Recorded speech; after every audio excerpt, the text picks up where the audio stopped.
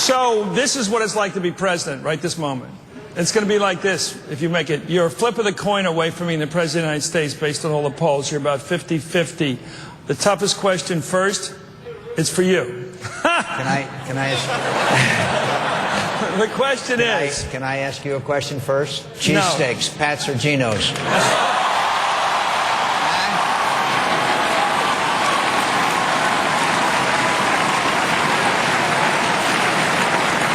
You refuse to answer? The answer is take your chances. Let me go. Here we go. The tough one, and it is tough. Right now, President Bush has a favorability as of today of 28% in the polls, the Gallup poll. How will you be different than President Bush? Well, I think that there's many of philosophies and views and vision that we share for America. There are other areas, specific areas in which we are in disagreement. Chris, I think the American people will judge or make their choice for the presidency on who they believe, not only their record, but how they articulate a vision for the future. That's why forums like these, very honestly, are things that are important to me to be on, so I can communicate directly, not only with the people of this country, but with the young people of this nation. Well, let's get to that. What's an area of disagreement? Climate change. Climate change. I believe that climate change is real. I think we have to act, and I've said that for many, many years. I would just like to put the question this way to my fellow Americans. Suppose that we are wrong and there's no such thing as climate change, but we go ahead and adopt green technologies and we reduce greenhouse gas emissions. All we've done is give our kids a cleaner planet, okay? But suppose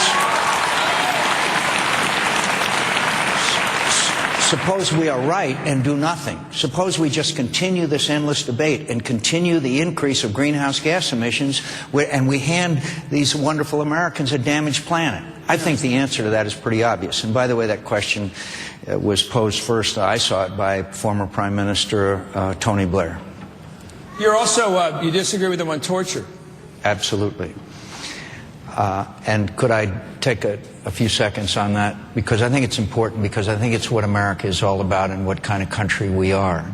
We should never, ever torture anyone who is in the custody of the United States of America. Because